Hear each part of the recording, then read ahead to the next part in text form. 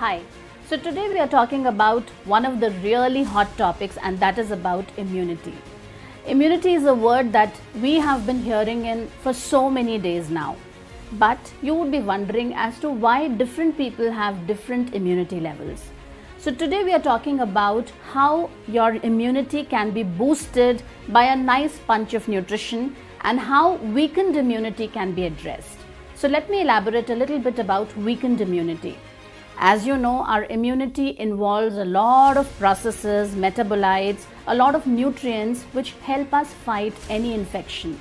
Now that infection can be a virus, it can be any forms of bacteria, it can be any residual part of an infection. So we have to be very careful that we are in the best state of health and our immunity is not weakened so that we can fight this infection in a much better fashion.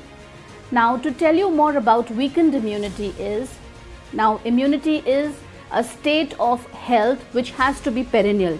It is not like that today I pop in tablets or some good protein supplement and tomorrow I'm in the best of my health. No, it's an age-long process, and slowly, gradually, over a period of time, we build up our immunity. There are lots of factors involved in that. One most important being nutrition. What really happens when our immunity is weakened? Weakened immunity means we are taking the nutrients but not in the optimal amount, which in medical terms is called the recommended dietary allowance. So when we continuously consume suboptimal amount of nutrients, what basically happens is our immunity gets slightly weakened. We do not realize it on a day-to-day basis because we do not know, we do not come across infections every day, and our body tries to fight it out.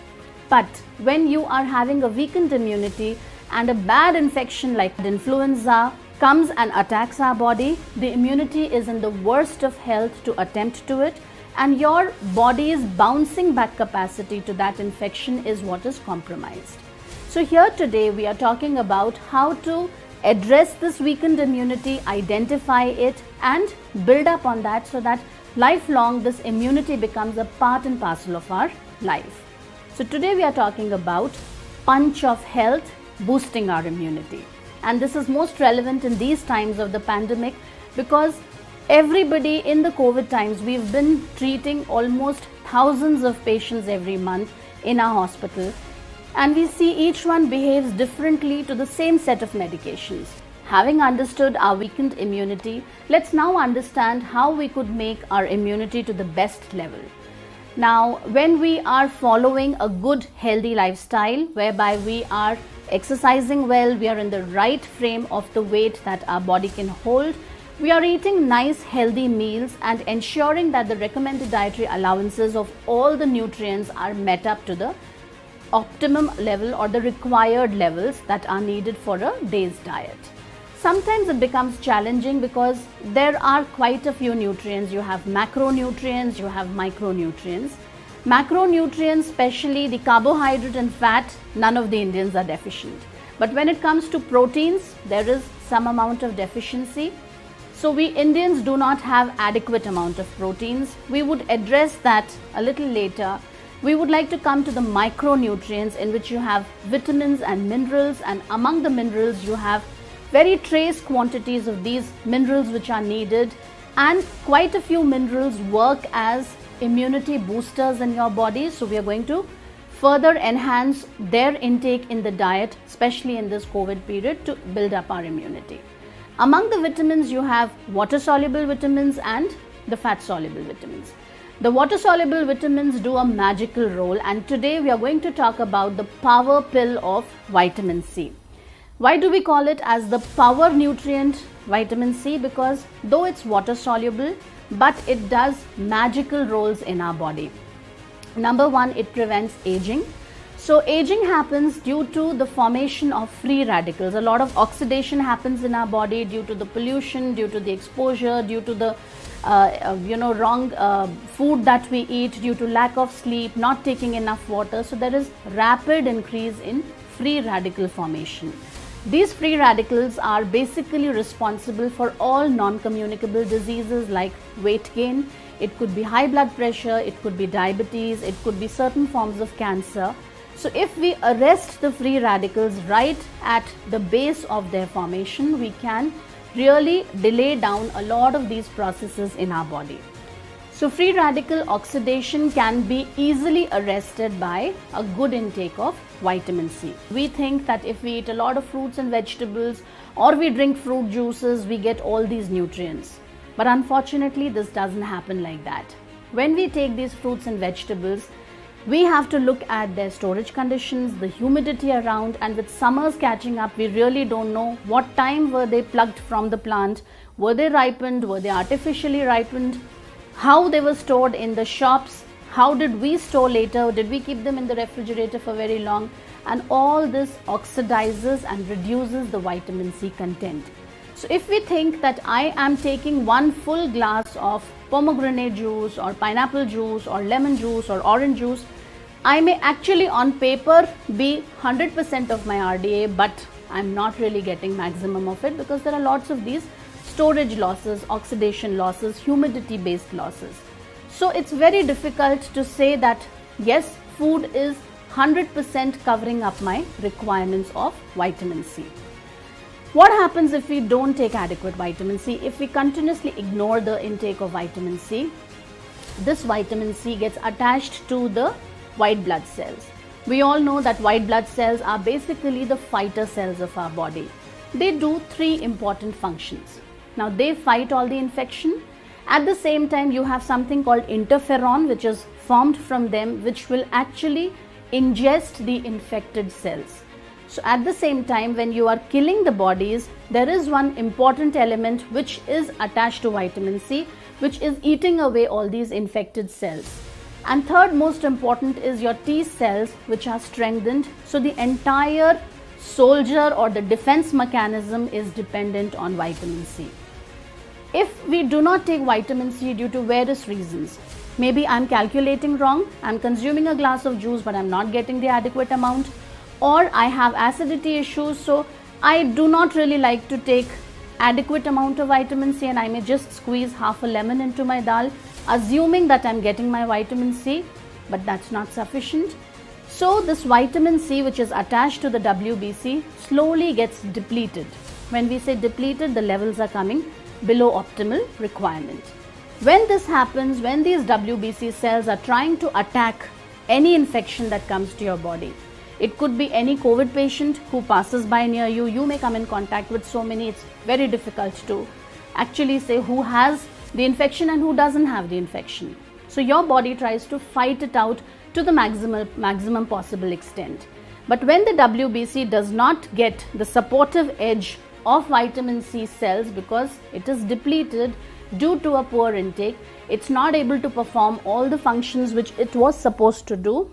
The T cell function, the functions of interferon and the functions of the lymphocytes in the body. So we are compromising continuously. Do you really want to do that? Do you really want your health to be compromised just because you did not take that extra lemon in your diet, or you did not find it important that vitamin C was the vital nutrient for your health? I'm sure none of us want to do that. Also, we have to keep in mind that this mineral is water soluble. So no matter if today I've taken 2000 units of this mineral, this vitamin, I still have excreted out the excess, and tomorrow again I start with the scratch. So I again need my required amount of vitamin C. So this is really important for all of us to understand that you have a daily requirement which has to be fulfilled on a day-on-day basis. Now you must be thinking, why not meet up with the diet? So let me show you a small example. If you had to meet your vitamin C requirements for the day, can you consume so many lemons? It's virtually impossible. And again, we do not really know that this lemon was stored in dry conditions, it was stored in refrigerator, the humidity was very high. What are the losses? We really don't know. And if we are cooking it, say in the form of a lemon rasam, or we make a lemon juice out of it and we store it in the refrigerator, there are storage losses. So you're not very sure of how much of the vitamin C you're getting.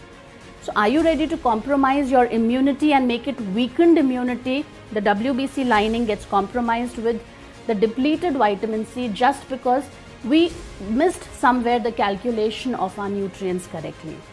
Likewise, we also have lots of dietary sources, but the only challenge with vitamin C is it's very, very reactive. So the atmospheric oxygen, the storage conditions, the temperature in which it is stored, all these play an important role in oxidizing the vitamin and reducing the bioavailability of the vitamin.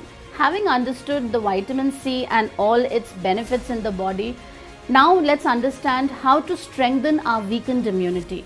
So we spoke about weakened immunity, we understood about WBC being attached with vitamin C. Let's now understand, if at all I have a weakened immunity and I come across somebody who has any infective problem like influenza or anything, what happens if I don't take vitamin C? So we've had patients who felt that no, my own immunity is going to help me fight the infection, and they really deteriorated. They were the ones whose lungs were affected because they're very prone to develop pneumonia, as the body's fighting capacity was not at that point of time supported by extra supplementation. So it's important that when you have phases in your body when the inflammatory markers are really high, and this is called as an inflammatory storm. Here, if you have a required amount of say X grams or milligrams, you may have to go many folds to arrest that particular condition. So patients who were admitted with us, we have even gone up to say 4 tablets or 5 tablets of vitamin C for them, because we didn't want their inflammatory markers to supersede the infection and get into the lung and worsen the pneumonia. So these are safe to that extent. You may end up giving even 4 to 5 times more than what is recommended.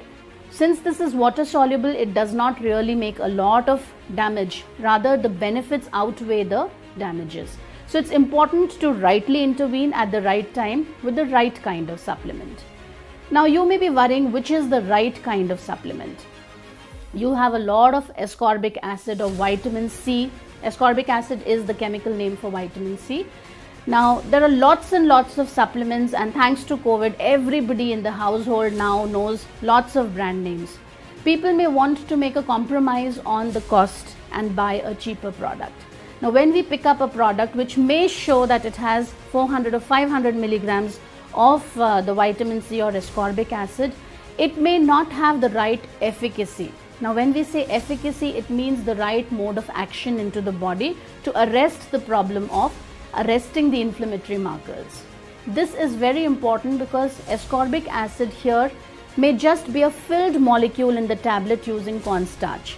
And if we thinking that this low cost tablet is going to give us the same benefit as a trusted brand, we are mistaken. And we are not really getting the optimal outcome giving 4 or 5 tablets, because we are just administering cornstarch with a minimal dose of ascorbic acid. So we as educated consumers need to understand what is the benefit of the right molecule in the right efficacy coming from a trusted brand. Though it may come at a little price, because quality comes at a price. So we should not really compromise on good quality products just because there are few rupees here and there in their cost